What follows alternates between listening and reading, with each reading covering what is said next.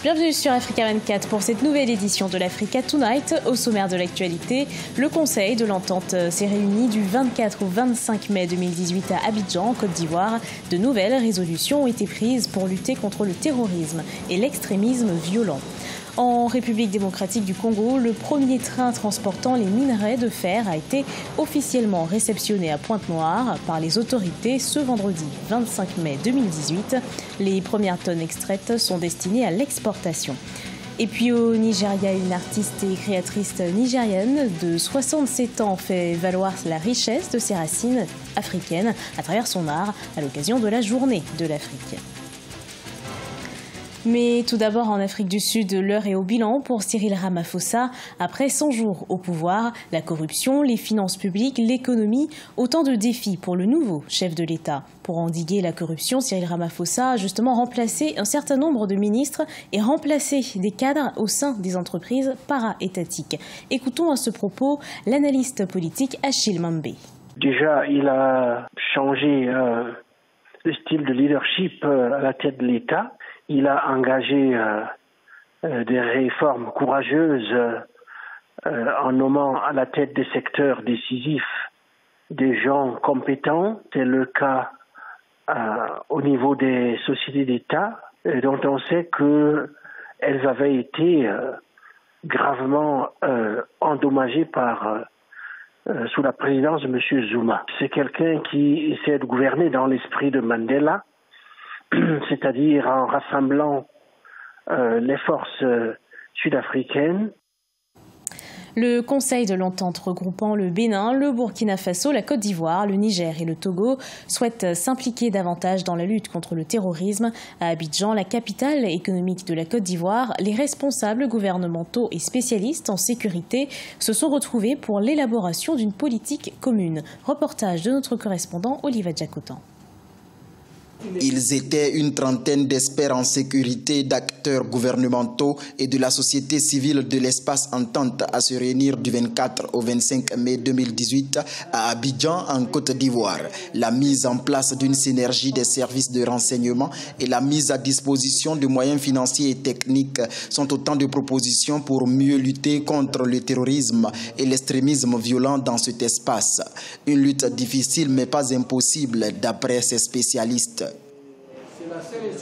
Je pense que c'est une lutte qui prendra encore quelques années, mais je pense que nos États sont en train de se réorganiser, nos appareils sécuritaires sont en train d'être mis à niveau et je pense qu'on vaincra le terrorisme dans les prochaines années.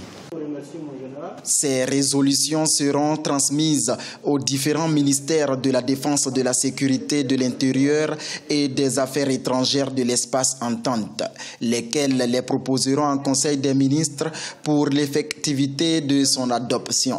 Et la Côte d'Ivoire se dit déjà prête pour une application efficiente des différentes résolutions. Il faut se mettre ensemble pour travailler non seulement au plan économique, mais particulièrement aussi au plan sécuritaire. Je voudrais vous assurer de la disponibilité de la Côte d'Ivoire à accompagner avec tous les moyens à sa disposition la mise en œuvre des recommandations. Fort d'une population de plus de 100 millions d'habitants, le Conseil de l'Entente regroupe le Burkina Faso, le Bénin, le Niger, le Togo et la Côte d'Ivoire. 3 de ces 5 pays ont déjà connu des attaques liées au terrorisme. Vers la nomination de nouveaux gouvernements à Madagascar, la haute cour constitutionnelle qui a décidé de maintenir en place le président R. Rasoir Imampian a ordonné ce vendredi la nomination d'un gouvernement d'union nationale pour sortir le pays de la crise. La composition de ce dernier devra refléter proportionnellement les résultats des dernières élections législatives. Notons que le chef de l'État dispose d'un délai de 7 jours pour constituer sa nouvelle équipe.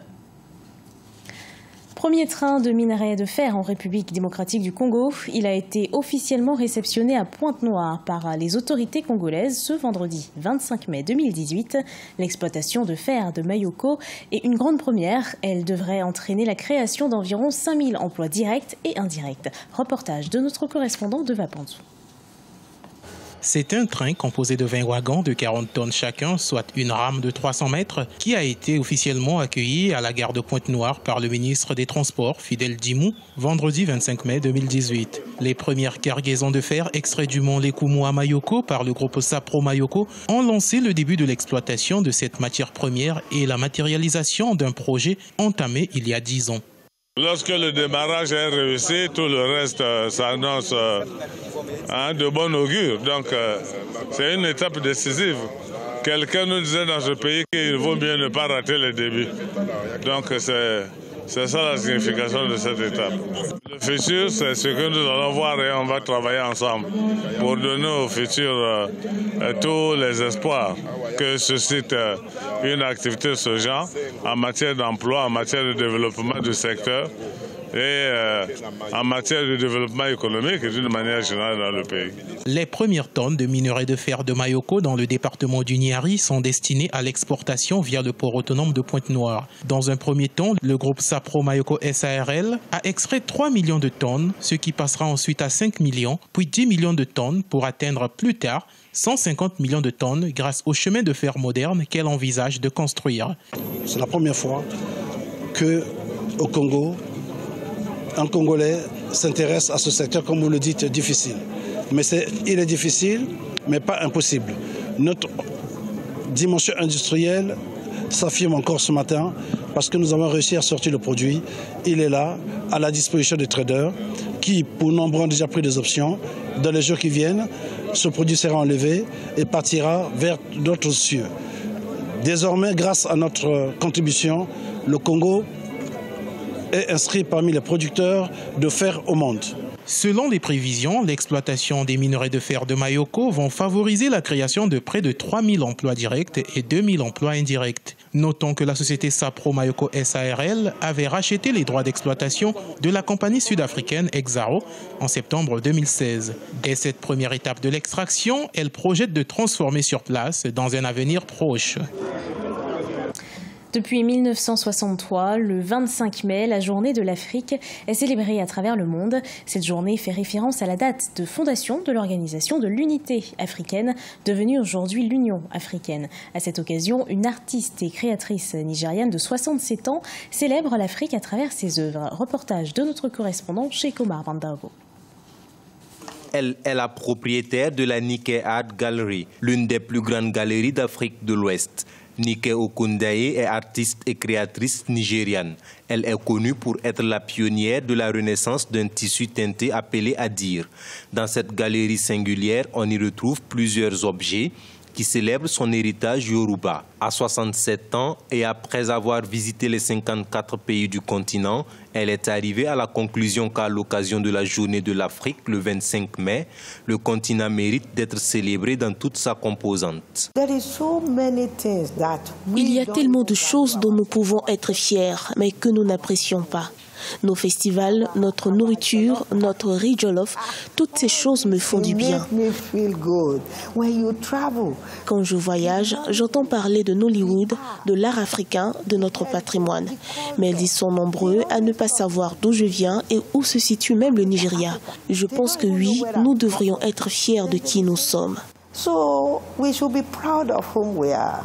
Nike Okundaye ne se fait pas prier pour afficher sa fierté d'appartenir au continent malgré les défis auxquels il est confronté. Elle affirme alors que sa galerie qui comprend plus de 8000 œuvres d'art est le meilleur endroit pour célébrer la journée de l'Afrique. Selon elle, elle devrait être un jour pour faire le point sur la façon dont les Africains se voient eux-mêmes.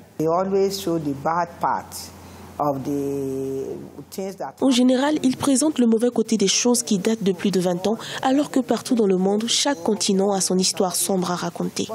Et ils ne disent pas réellement ce qui se passe dans d'autres pays. Ils ne parlent que de ce qui s'est passé en Afrique. Alors ce que je veux, c'est que nous soyons capables de défendre notre continent.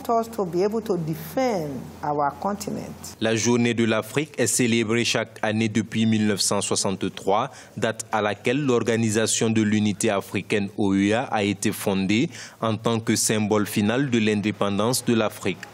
En 2002, l'Union africaine a succédé à l'OUA et le nom et la date de la journée de l'Afrique ont été retenus comme une célébration de l'unité africaine.